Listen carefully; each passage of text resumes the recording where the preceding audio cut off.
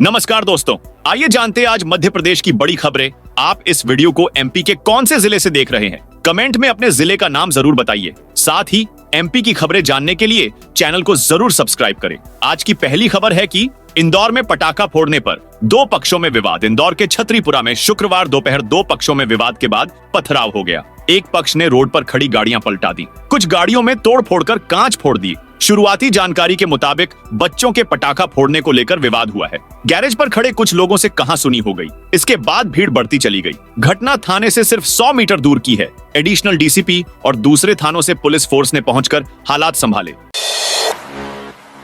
MP में पंचायत चुनाव में बड़े बदलाव की तैयारी। मध्य प्रदेश में जिला पंचायत और जनपद पंचायत अध्यक्ष पद के चुनाव अब डायरेक्ट हो सकते हैं। यानी जिस तरह से जनता सीधे नगर निगम के मेयर चुनती है, वैसे ही वह जिला पंचायत और जनपद अध्यक्ष का चुनाव कर सकेगी। ऐसा होने पर ये चुनाव दलीय आधार पर यानी पार्टी सिंबल पर हो सकते हैं। ऐसे ही नगरीय निकायों में नगर परिषद अध्यक्ष का चुनाव भी डायरेक्ट कराया जा सकता है। मुख्यमंत्री मोहन यादव के निर्देश पर सीएम सचिवालय इसी प्लानिंग कर रहा है। एमपी के उज्जैन में बनेगा world class cricket stadium. Madhya Pradesh का धार्मिक शहर उज्जैन जल्द ही क्रिकेट प्रेमियों की जुबान पर भी होगा। महाकाल की इस नगरी में अब वर्ल्ड क्लास क्रिकेट स्टेडियम बनाया जा रहा है। प्रदेश के सीएम डॉ मोहन यादव ने यह ऐलान किया। उज्जैन में खेल परिसर के लोकार्पण समारोह को संबोधित करते हुए उन्होंने बताया कि उज्जैन में जल्द ही वर्ल्ड क्लास क्रिकेट स्टेडियम बनाया जाएगा। इस मौके पर सीएम मोहन यादव ने सभी प्रदेशवासियों को दीपावली और गोवर्धन पूजा की बधाई देते हुए मध्य प्रदेश के 69वें स्थापना दिवस की भी शुभकामनाएं दी। एमपी में बन सकते 6 नए जिले। मध्य प्रदेश के सभी जिलों, तहसीलों और ब्लॉक की सीमाएं तय करने के लिए एक आयोग का गठन सरकार द्वारा किया जा चुका है। पुनर्गठन आयोग के अध्यक्ष के रूप में रिटायर्ड आईएएस मनोज श्रीवास्तव को नियुक्त किया गया है। आयोग को जिम्मेदारी दी गई है कि प्रदेश में संभाग, जिले, तहसील, विकास खंड का नए सिरे से सीमांकन कर रूपरेखा तैयार करें।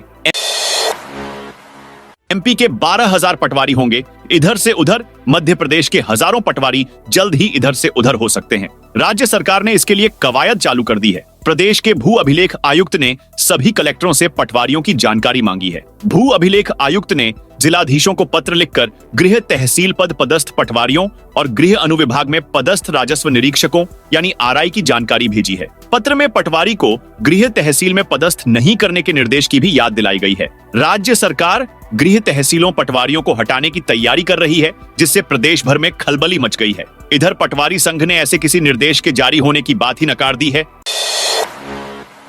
दिवाली की रात भोपाल इंदौर में कुल 30 जगह आग लगी। दिवाली की रात भोपाल इंदौर में कुल 30 से ज्यादा जगहों पर आग लगने की घटना हुई। भोपाल में जहां लाल घाटी और रातीबड़ इलाके में 2 मकान, 10 नंबर मार्केट और इतवारा में 2 दुकानें जल गईं। वहीं इंदौर में होटल, टेंट हाउस और लकड़ी के पीठे आग की चपेट में आ गए। देर रात राजबाड़ा इलाके में एक कार में आग लग गई। वहीं बजरंग नगर इलाके में अज्ञात लोगों ने नगर निगम की जेसीबी में आग लगा दी। इधर भोपाल के नेहरू नगर, द्वारका नगर, शाकिब नगर समेत कई इलाकों में आगजनी की घटनाएं हुई। आग लगने की वजह शॉर्ट सर्किट और पटाखों की चिंगारी सामने आया है। चूंकि फायर अमला अलर्ट मोड पर था, इसलिए बड़ा हादसा होने से बच गया, लेकिन लाखों रुपए का सामान जलकर राख हो गया।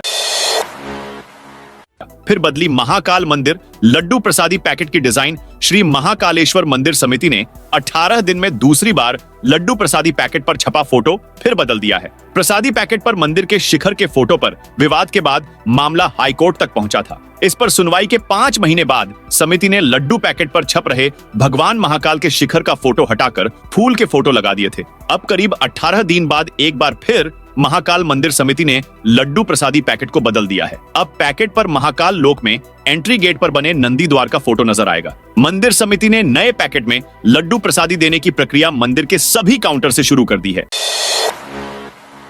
गुना में 500 किसानों ने रोकी ग्वालियर भोपाल इंटरसिटी एक्सप्रेस। मध्य प्रदेश के गुना जिले के म्याना रेलवे स्टेशन के नजदीक खजूरी अंडरपास के नजदीक शुक्रवार सुबह 9:30 बजे करीब म्याना के आसपास 5 गांवों के लगभग 500 किसानों ने Gwalior Bhopal intercity express train को रोक लिया। ग्रामीण खजूरी के रेलवे अंडरपास में लंबे समय से पानी भरने की समस्या से नाराज है। बताया जा रहा है कि करीब आधे घंटे ग्रामीणों ने ट्रैक पर बैठकर प्रदर्शन किया, जिससे रेल यातायात प्रभावित हो गया। बुधनी में 20 और विजयपुर में 11 उम्मीदवार मैदान में है। मध्य प्रदेश में 13 नवंबर को होने वाले उपचुनाव में उम्मीदवारों की स्थिति स्पष्ट हो गई है। दोनों ही विधानसभा के उपचुनाव में 40 दावेदार मैदान में है। बुधनी में सबसे ज्यादा 20 उम्मीदवार मैदान में है, वहीं विजयपुर में 11 उम्मीदवार उपचुनाव लड़ेंगे। दोनों की जगह 13 नवंबर को मतदान और फिर 23 नवंबर को मतगणना होगी। इन दोनों ही क्षेत्रों में सरकारी अवकाश घोषित किया गया है। 13 नवंबर को होने वाले विजयपुर और बुधनी विधानसभा उपचुनाव के लिए निर्वाचन आयोग ने तैयारी तेज कर दी है। बागेश्वर बाबा ने दिवाली पर फोड़े 10 सुतली बम। बागेश्वर धाम के पीठाधीश्वर और इंटरनेशनल कथावाचक पंडित धीरेन्द्र शास्त्री ने दिवाली के अवसर पर 10 सुतली बम फोड़े हैं। इस दौरान उन्होंने कहा कि कोई कुछ भी कहे, हम तो सुतली बम फोड़ेंगे। इसके साथ ही उन्होंने पटाखे बैन करने की मांग करने वालों पर कहा कि जितनी चिंता देश में फैल रहे प्रदूषण के बारे में अन्य लोगों को है, उतनी हमें भी है, क्योंकि ये देश हमारा भी है। प्राइवेट एजेंसियों को सौंपा जमीन संबंधी काम। मध्य प्रदेश में राजस्व प्रकरणों में पटवारी, आरआई की शिकायतें लगातार बढ़ती जा रही हैं। खासतौर पर जमीन के सीमांकन के केस में इन अधिकारियों की भूमिकाओं पर सबसे ज्यादा सवाल उठ रहे हैं। इसके मद्देनजर प्रशासन पटवारी, आरआई की मनमानी पर लगाम लगाने की कवायद में जुट गया है। प्रदेश में जमीनों के सीमांकन का काम प्राइवेट एजेंसियों को सौंपा जा रहा है। इंदौर में इसके लिए पहल की गई है, जहां सीमांकन के काम में इलेक्ट्रॉनिक टोटल मशीन का भी इस्तेमाल किया जाएगा। एमपी हाईकोर्ट का बड़ा फैसला। मध्य प्रदेश में वेतन वृद्धि पर जबलपुर हाईकोर्ट का बड़ा फैसला सामने आया है। कोर्ट ने एक याचिका पर कर्मचारी को वेतन वृद्धि का लाभ देने का आदेश दिया है। एक सेवानिवृत्त कर्मचारी की याचिका पर यह फैसला सुनाया गया है। हाईकोर्ट वेतन वृद्धि के लिए 60 दिन की समय सीमा भी तय की और कहा कि इस अवधि में हर हाल में वेतन बढ़ोतरी का लाभ दें। भारतीय जीवन बीमा निगम यानी LIC की सेवानिवृत्त कर्मचारी ने जबलपुर हाईकोर्ट में यह याचिका लगाई थी, जिस पर सुनवाई के बाद कोर्ट ने अहम फैसला दिया।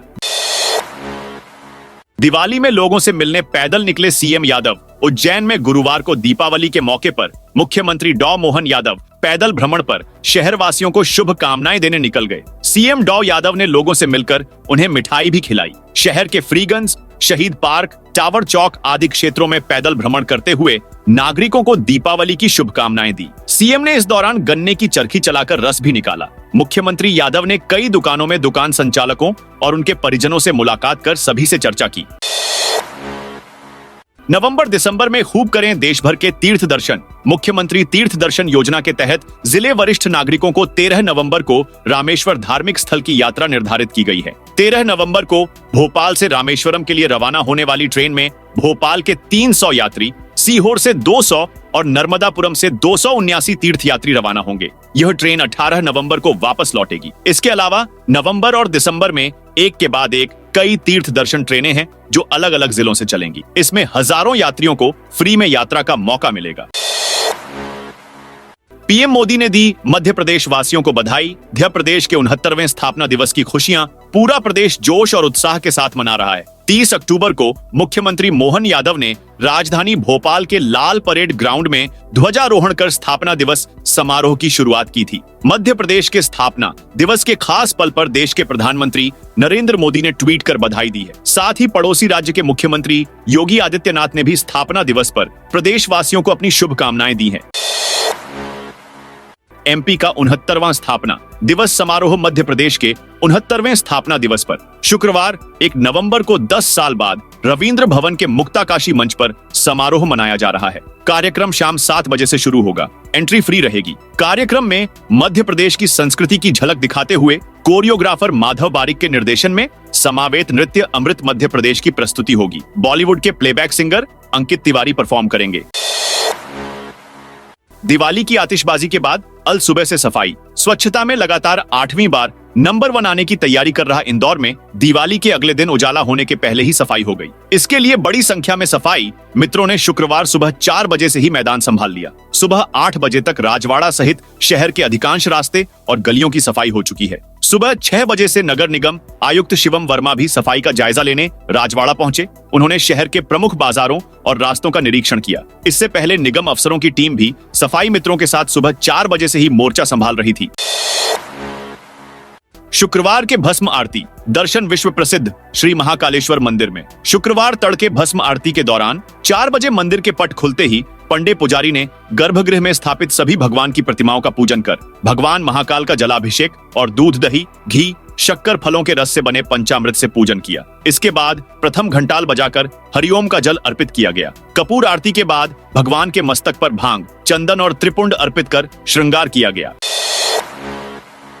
इलेक्ट्रिक कारें सस्ती, पेट्रोल डीजल की महंगी होंगी। इलेक्ट्रिक कारें सस्ती और पेट्रोल डीजल की कारें जल्द ही महंगी हो सकती हैं। सीएनजी से चलने वाले वाहन भी पेट्रोल डीजल वाले वाहनों की तरह महंगे हो सकते हैं। दरअसल राज्य सरकार ने इलेक्ट्रिक वाहनों पर छूट देने के लिए ड्राफ्ट तैयार करा लिया है। इस ड्राफ्ट के अनुसार पेट्रोल, डीजल और सीएनजी से चलने वाले वाहनों पर सरकार उपकर सीएस लगाने जा रही है। इंदौर प्रायोरिटी कॉरिडोर पर दिसंबर से शुरू होगी मेट्रो। इंदौर में मेट्रो ट्रेन का काम तेजी से चल रहा है। प्रायोरिटी कॉरिडोर पर दिसंबर से और जून-जुलाई तक रोबोट चौराहे तक मेट्रो ट्रेन चलाने का टारगेट मेट्रो कॉर्पोरेशन ने तय किया है। खजराना चौराहे के आगे भी मेट्रो का काम शुरू हो गया है। इसके लिए निर्माण एजेंसी ने बुधवार से खजराना चौराहे से बंगाली चौराहे के बीच बैरिकेडिंग करना शुरू कर दिया है। गौरतलब है कि 10 दिन पहले मेट्रो कॉर्पोरेशन के एमडीएस कृष्ण चैतन्य ने प्रायोरिटी कॉरिडोर के साथ ही रोबोट चौराहे तक सभी 16 स्टेशन के कार्यों का निरीक्षण किया था। इस दौरान एमडी ने सभी निर्माण एजेंसियों से कहा है कि बारिश खत्म हो गई, अब रात में भी काम करना पड़े तो करें। आउटसोर्स कर्मचारियों को दिवाली पर नहीं मिला बोनस, श्रमायुक्त के आदेश। कर्मचारी संगठनों की बार बार मांग के बाद भी प्रदेश के आउटसोर्स दैनिक वेतन भोगी कर्मचारियों को दिवाली पर बोनस नहीं दिया गया, जिससे कर्मचारी नाराज हैं और 22 नवंबर को राजधानी के नीलम पार्क में धरना प्रदर्शन करेंगे। 8 से 11 नवंबर तक भोपाल जोधपुर एक्सप्रेस निरस्त। अगर आप ट्रेन से राजस्थान जा रहे हैं तो यह जानकारी आपके लिए है। उत्तर पश्चिम रेलवे के जयपुर मंडल में रेलवे मेंटेनेंस कार्य किए जाने हैं, जिसके चलते जोधपुर भोपाल एक्सप्रेस, अजमेर जबलपुर दयोदय और भोपाल जयपुर एक्सप्रेस को शॉर्ट टर्मिनेट किया गया है। भोपाल रेल मंडल के अधिकारियों ने बताया कि रेल यात्री किसी भी तरह की असुविधा की स्थिति में रेलवे हेल्पलाइन नंबर 139 और एनटीएस ऐप से जानकारी प्राप्त कर सकते हैं। उज्जैन में 11,43,000 करोड़ की लागत से बने खेल परिसर उज्जैन को आज सीएम मोहन बड़ी सौगात देने जा रहे हैं। सीएम 11.43 करोड़ की लागत से बने खेल परिसर का लोकार्पण करेंगे। परिसर में राज्य खेल mallakhamb, badminton, table tennis, shooting, gym के अलावा कई अन्य तरह के खेलों की सुविधाएं शामिल है। लोकार्पण कार्यक्रम के दौरान सांसद अनिल फिरोजिया और राज्यसभा सदस्य बाल योगी उमेश नाथ महाराज विशिष्ट अतिथि के रूप में मौजूद रहेंगे।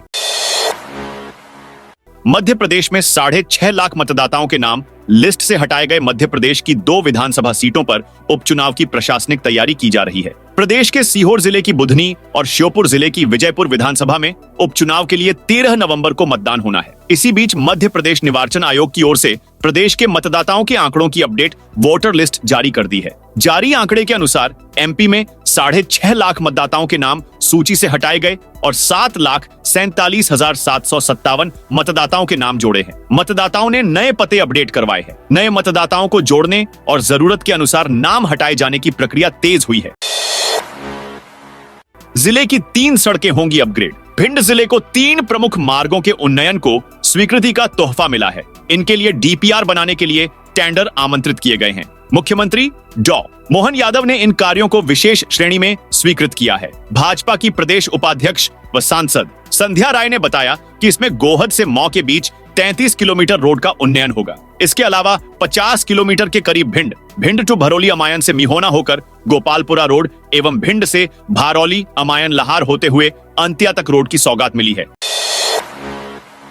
बांधवगढ़ टाइगर रिजर्व में 10वें हाथी की भी मौत। मध्य प्रदेश के उमरिया जिले में स्थित बांधवगढ़ टाइगर रिजर्व में कोदों की फसल खाने वाले 10वें हाथी ने भी आखिरकार दम तोड़ दिया है। एक एक करके महज 3 दिनों के भीतर ही 10 हाथियों की मौत ने मध्य प्रदेश से लेकर दिल्ली तक हड़कंप मचा दिया है। हालांकि अब तक ये स्पष्ट नहीं हो सका है कि आखिर 10 हाथियों का हत्यारा कौन है। फिलहाल मामला जांच में है। एमपी समेत दिल्ली की टीम ने एसआईटी गठित की है। ये समिति 5 किलोमीटर के दायरे की जांच कर मौत के कारणों पर स्पष्ट रिपोर्ट बनाएगी। तो दोस्तों, यह थी आज मध्य प्रदेश की बड़ी खबरें। आप इस वीडियो को कौने जिले से देख रहे हैं, कमेंट करके बताइए।